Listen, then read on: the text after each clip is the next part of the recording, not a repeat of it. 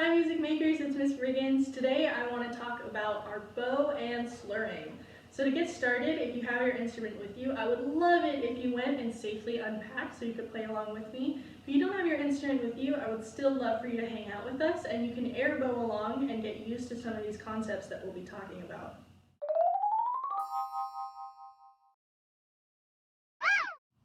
So to get started, let's play a D major scale. We'll start on our open D string and we'll work our way up to our third finger on the A string and then work our way back down on quarter notes. Ready? 1, 2, ready, play.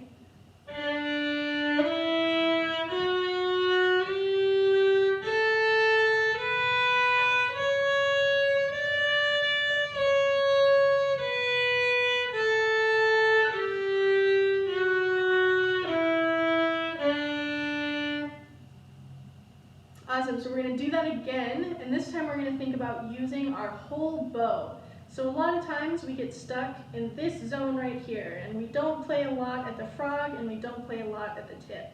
But this time we're really going to be thinking about starting our down bows at the frog and working our way all the way up to the tip, and starting our up bows right at the tip and working our way all the way back down to the frog.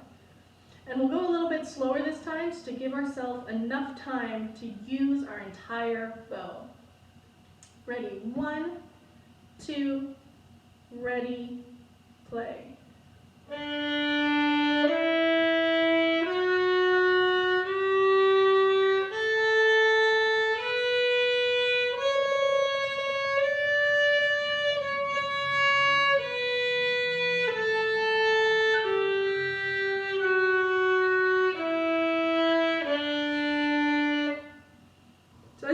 It's a little bit tricky to use our whole bow. And one of the things that can really help us to use our whole bow is flexibility in the wrist. So when I'm playing, I like to think about squids in the ocean. Squids in the ocean, when they're hanging out with their friends, are probably going like this, just hanging out in the water, swimming around, being nice and flexible. And you're probably wondering, Miss Riggins, what does this have to do with playing violin? The answer to that is the flexibility in the wrist right here. So when we're playing our violin, we need to think about having a nice flexible wrist that can move around. The reason we want to have a nice flexible wrist is because it relieves tension in our shoulder. So if we had a stiff wrist and we wanted to use our entire bow, we would have to do this kind of seesaw thing. And this would build up a lot of tension in our shoulder and it would start to hurt and it just would not be good. So we like to think about this flexibility as violinists, because it means that our shoulder can stay nice and relaxed, and most of the movement from our bow is coming from our elbow and our wrist. So when I'm doing a down bow and I'm starting at the frog and my arm's all the way up here, I have this little bend in my wrist here, and then when I'm working my way back down, I have the bend in my wrist here. And it's not just this weird kind of sudden movement, it happens slowly as we go along. So, play a D major scale along with me again and think about this flexibility in the wrist and a nice relaxed shoulder. Ready? 1, 2, whole bow, go.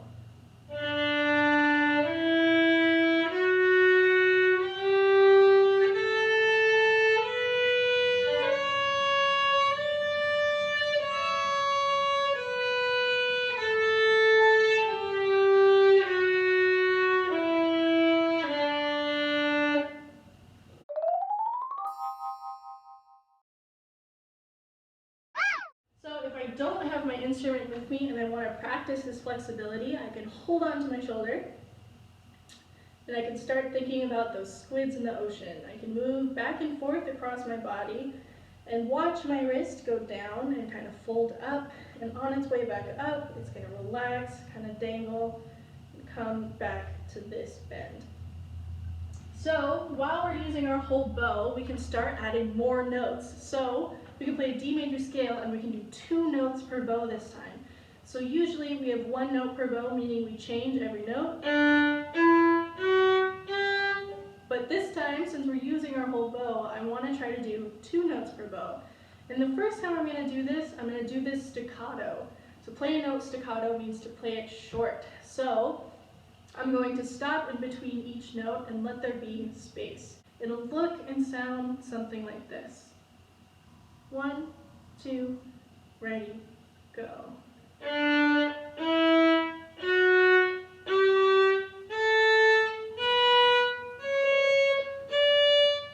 So grab your violin and play with me. We're going to play a D major scale just going up. We're going to play it staccato and with 2 notes per bow.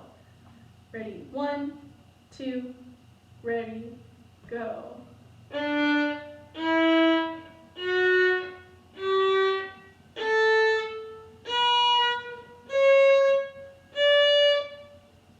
Awesome, we're going to do that again, and this time we're going to do it legato. To play a note legato means that you're going to play it smoothly. So without space in between the notes, all the notes are connected. It'll sound and look something like this.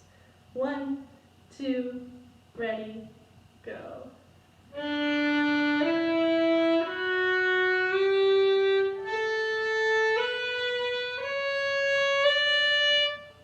So I'm still using the whole bow, but this time I'm doing 2 notes per bow and there's no space in between.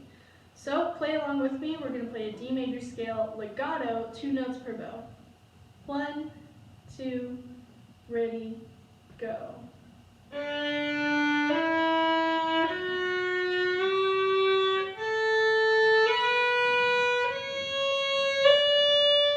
Now we're going to work our way back down, starting at the frog, 3rd finger on the A string, still 2 notes per bow, and still legato. 1, 2, ready, go.